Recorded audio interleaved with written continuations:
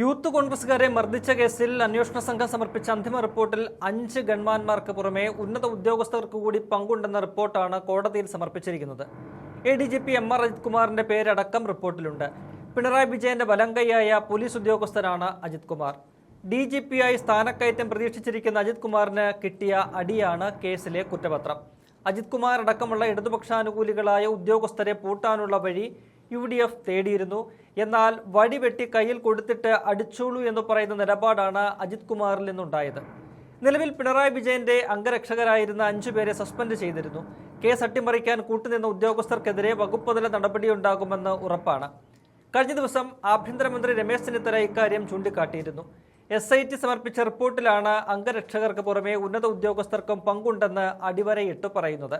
കോടതിക്ക് മുന്നിലെത്തിയ തെളിവ് പോലും നശിപ്പിച്ചെന്നും അന്വേഷണ ഉദ്യോഗസ്ഥരും മേൽനോട്ടം വഹിച്ച ഉദ്യോഗസ്ഥരും തെളിവ് നശിപ്പിച്ച് മാറ്റം വരുത്തിയെന്ന് റിപ്പോർട്ട് പറയുന്നുണ്ട്. പ്രതികളെ കസ്റ്റഡിയിൽ വേണ്ടത് അത്യാവശ്യമാണെന്നും അവർക്ക് ജാമ്യം ലഭിച്ചാൽ നീതി നിർവഹണം തടസ്സപ്പെടുമെന്നും SIT റിപ്പോർട്ടിൽ ചൂണ്ടിക്കാട്ടിക്കഴിഞ്ഞു. പ്രതികളുടെ ജാമ്യഹർജി പരിഗണിക്കാനിരിക്കെയാണ് റിപ്പോർട്ട് കോടതിക്ക് മുന്നിലെത്തിയത്. പിണറായി വിജയൻ സഞ്ചരിച്ചിരുന്ന ബസ് തടസ്സമില്ലാതെ മുന്നോട്ട് പോയിരുന്നുവെന്നും യെല്ലോ ബുക്ക് പ്രകാരമുള്ള Z+ സുരക്ഷ നൽകിക്കൊണ്ട് മുന്നോട്ട് പോകാമായിരുന്ന സാഹചര്യം ഉണ്ടായിരുന്നുവെന്നും SIT കണ്ടെത്തി. എന്നാൽ ഇവർ വാഹനം നിർത്തി 11 സെക്കൻഡോളം മർദ്ദനം നടത്തി. ഇത് ഡ്യൂട്ടിയിലുണ്ടായ വീഴ്ചയാണെന്നും SIT ചൂണ്ടിക്കാണിക്കുന്നുണ്ട്. പ്രതിഷേധക്കാർ ബസ്സിന് നേരെ കല്ലെറിഞ്ഞെന്നും സുരക്ഷാ ഭീഷണി ഉണ്ടായെന്നും പ്രതികൾ വാദിച്ചിരുന്നു. എന്നാൽ ബസ് ഓടിച്ച ഡ്രൈവറിൽ നിന്ന് അന്വേഷണ സംഘം മൊഴിയെടുത്തു. കല്ലുപോയിട്ട് പൊടി പോലും ബസ്സിന് നേരെ സമരക്കാർ എറിഞ്ഞില്ലെന്നായിരുന്നു ഡ്രൈവർ പറഞ്ഞത്. ഇതിനു പുറമെ മെക്കാനിക്കൽ എഞ്ചിനീയറുടെ റിപ്പോർട്ടും വീഡിയോ ദൃശ്യങ്ങളും ഉൾപ്പെടെയുള്ളവ പരിശോധിച്ചതിൽ നിന്നും ബസ്സിന് നേരെ കല്ലേറോ കേടുപാടുകളോ ഉണ്ടായിട്ടില്ലെന്നും SIT റിപ്പോർട്ടിൽ ചൂണ്ടിക്കാട്ടുന്നു. മുൻപ് നടന്ന അന്വേഷണത്തിൽ തെളിവുകൾ മറച്ചുവെക്കാനും വ്യാജരേഖ നിർമ്മിക്കാനും പ്രതികളെ രക്ഷിക്കാനും ശ്രമം നടന്നെന്ന് SIT കണ്ടെത്തിയിട്ടുണ്ട്. ഇതിൽ മുൻ അന്വേഷണ ഉദ്യോഗസ്ഥരുടെ പങ്കടക്കം കണ്ടെത്തേണ്ടതുണ്ടെന്നാണ് SIT വ്യക്തമാക്കുന്നത്. പ്രതികൾ ഉപയോഗിച്ച ലാത്തി കൊണ്ടുള്ള മർദ്ദനം ജീവൻ തന്നെ ഭീഷണിയായേക്കാവുന്ന പരിക്കിന് കാരണമാകുമെന്ന് മെഡിക്കൽ ബോർഡ് പറയുന്നതും SIT ചൂണ്ടിക്കാണിച്ചിട്ടുണ്ട്. ഇതോടെ നരഹത്യ അടക്കമുള്ള വകുപ്പുകൾ കൂടി ചേർത്താണ് കേസെടുത്തിരിക്കുന്നത്.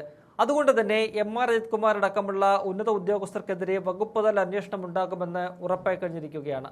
DGPയായി സ്ഥാനക്കയറ്റത്തിനുള്ള നടപടിക്രമങ്ങൾ നടക്കുന്നതിനിടെ SIT റിപ്പോർട്ട് പ്രമോഷൻ തടയുമെന്ന് ഉറപ്പാണ്. ഒരു കേസ് അട്ടിമറിക്കാൻ ഉന്നത IPS ഉദ്യോഗസ്ഥൻ ഔദ്യോഗിക പദവി ദുരുപയോഗം ചെയ്തുവെന്ന് കീഴുദ്യോഗസ്ഥൻ തന്നെ മൊഴി നൽകിയതോടെയാണ് അജിത് കുമാറിന് കുരുക്കുമുറുകുന്നത്.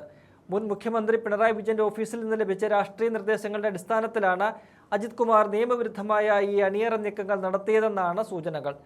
നവകേരള സദസ്സിന്റെ സുരക്ഷാ മേൽനോട്ടം വഹിച്ചിരുന്ന ADGP പാർട്ടി പ്രവർത്തകരെ പോലെയാണ് പെരുമാറിയതെന്ന ആക്ഷേപം UDF മുൻപ് തന്നെ ഉയർത്തിയിരുന്നു. പുതിയ അന്വേഷണ റിപ്പോർട്ട് പുറത്തു വരുന്നതോടെ കേസ് അട്ടിമറിയുടെ പ്രധാന ആസൂത്രകൻ എന്ന നിലയിൽ അജിത് കുമാറിന് ബെൽറ്റും തൊപ്പിയും നഷ്ടമാകുമെന്ന് ഉറപ്പാണ്. കള്ളരേഖ ചമയ്ക്കൽ അടക്കമുള്ള ജാമ്യമില്ലാ വകുപ്പുകൾ പ്രകാരം അദ്ദേഹത്തിനെതിരെ ക്രിമിനൽ കേസ് എടുക്കേണ്ടി വരും. ഈ വർഷം ജൂലൈയിൽ അഗ്നിരക്ഷാസേനാ മേധാവി DGP നിതിൻ അഗർവാൾ വിരമിക്കുമ്പോൾ സീനിയോറിറ്റി ലിസ്റ്റിൽ മുന്നിലുള്ള MR അജിത് കുമാറിന് DGP റാങ്കിലേക്ക് സ്ഥാനക്കയറ്റം ലഭിക്കേണ്ടതായിരുന്നു.